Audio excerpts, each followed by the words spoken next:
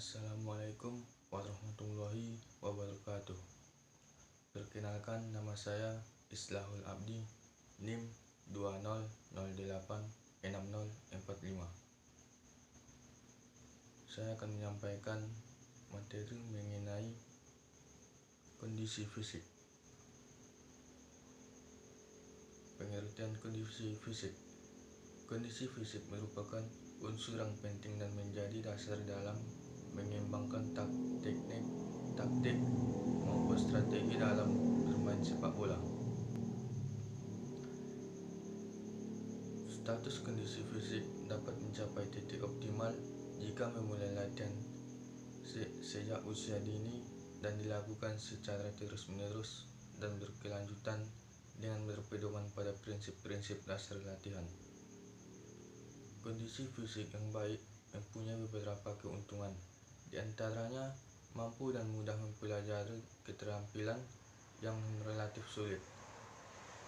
Tidak mudah lelah saat mengikuti latihan maupun pertandingan. Program latihan dapat diselesaikan tanpa mempunyai banyak kendala, serta dapat menyelesaikan latihan berat. Kondisi fisik sangat diperlukan oleh seorang atlet, karena tanpa dukung oleh kondisi fisik prima, maka pencapaian prestasi puncak akan mengalami banyak kendala dan mustahil dapat berprestasi tinggi. Kondisi fisik khusus.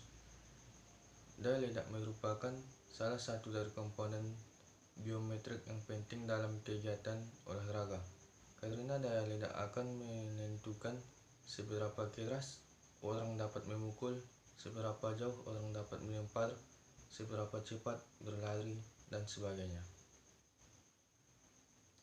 Daya ledak merupakan kemampuan yang dihasilkan secara eksklusif dan berlangsung dalam kondisi dinamis. Gerakan-gerakan ini dapat terjadi pada waktu memukul, menarik, memindahkan tempat sebagian atau seluruh tubuh. Pada daya ledak, terdapat dua komponen yang bekerja secara bersamaan, yaitu kekuatan dan kecepatan, sehingga otot yang bekerja mampu menampilkan gerakan yang kuat dan cepat. Seorang atlet yang mempunyai kekuatan belum menjamin untuk mendapatkan prestasi yang baik. Prestasi yang baik harus ditunjang dengan latihan kecepatan, sehingga dengan kekuatan dan kecepatan otot tadi dapat menampilkan gerakan yang diharapkan. Jadi, kalau hanya kekuatan saja yang dimilikinya tanpa dengan kecepatan, maka daya ledak tersebut tidak akan dapat tercapai dengan baik. Daya ledak otot lengan. Daya ledak otot lengan adalah kemampuan otot lengan untuk mengatasi beban atau tahanan dengan kecepatan kontraksi yang sangat tinggi. Daya ledak otot lengan merupakan gabungan dari dua kemampuan, yaitu daya ledak dan kecepatan, di mana daya ledak dan kecepatan dikerahkan maksimum dalam waktu yang sangat cepat dan singkat.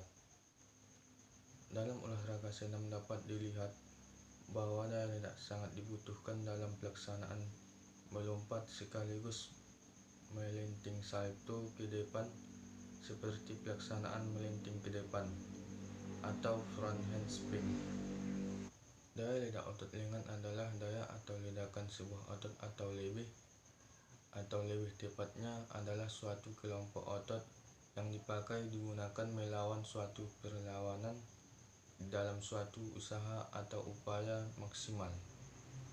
Dengan kata lain, kemampuan otot atau kelompok otot untuk menahan atau menerima beban sewaktu bekerja. Gerak otot lengan dialur oleh saraf pusat atau otak. Dengan kata lain, gerak otot lengan merupakan gerak yang disadari, sehingga otot lengan disebut juga sebagai otot sadar.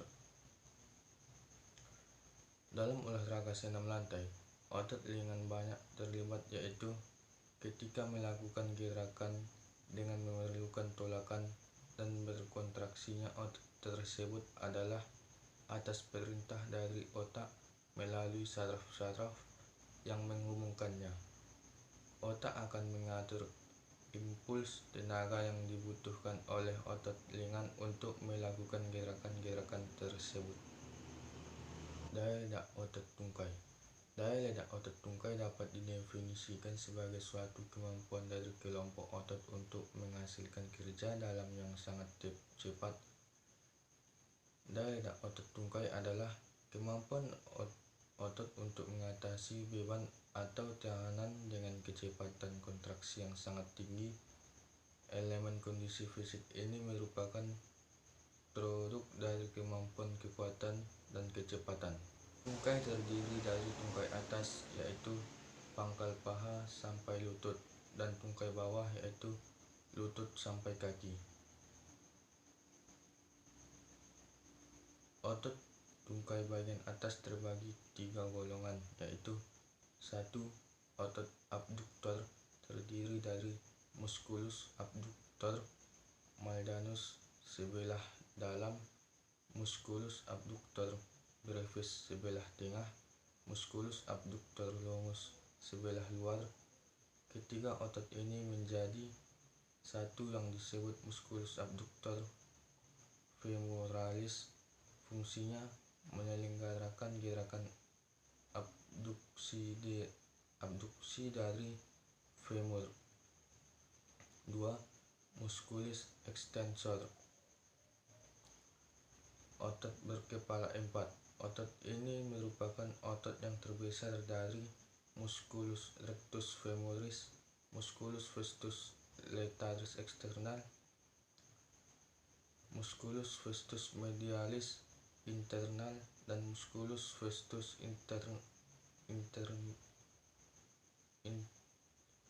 intermedia.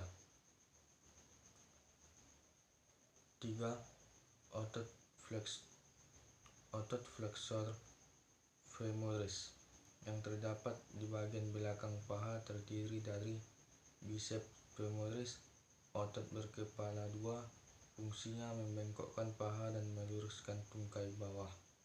Musculus semimembranosus otot seperti selaput, fungsinya membengkokkan tungkai bawah.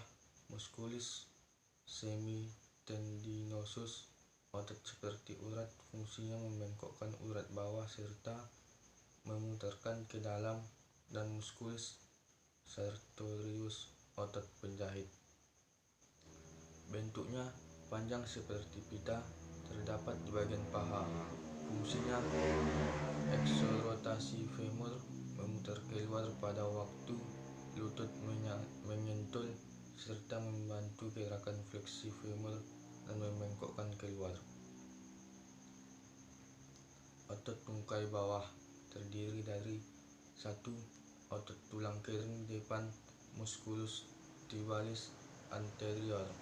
Fungsinya mengangkat pinggir kaki sebelah tengah dan membengkokkan kaki.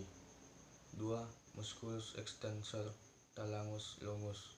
Fungsinya meluruskan jari telunjuk ke tengah jari, jari manis, dan jari kelingking kaki. Otot kedang jempol. Fungsinya dapat meluruskan ibu jari kaki. Urat-urat tersebut dipaut oleh ikat melintang dan ikat silang sehingga otot itu bisa membengkokkan kaki ke atas. Urat Achilles. Fungsinya meluruskan kaki di sendi tumit dan membengkokkan tungkai bawah lutut. 5. Otot ketul jari berpangkal pada tulang kering dan uratnya menuju telapak kaki dan melekat pada tuas jari kaki. Fungsinya membengkokkan jari dan menggerakkan kaki ke dalam. 6. Otot ketul empu kaki panjang berpangkal pada betis. Uratnya melewati tulang jari dan melekat pada ruas empu jari. Fungsinya membengkokkan empu kaki. 7. Otot tulang betis belakang berpangkal pada selaput antara tulang dan melekat pada pangkal tulang kaki. Fungsinya dapat membengkokkan kaki di sendi tumit dan telapak kaki di sebelah ke dalam. 8. Otot kedang jati bersama Letaknya di punggung kaki, fungsinya dapat meluruskan jari kaki. Musculus extensor phalangus 1-5. Otot-otot tersebut dapat di belakang mata kaki luar, dipaut oleh ikat silang dan ikat melintang. Fungsinya dapat mengangkat kaki sebelah luar. 9. Otot-otot yang lain antara lain otot ketul, otot penengah empu kaki, telapak di telapak kaki, dan otot pronasi. Terletak di punggung kaki. Aponeurosis plantaris, tapak kaki yang ditutupi oleh selaput.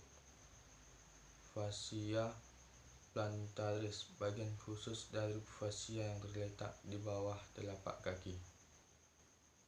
Sekian yang dapat saya sampaikan. Mohon maaf atas kesalahan. Assalamualaikum warahmatullahi wabarakatuh.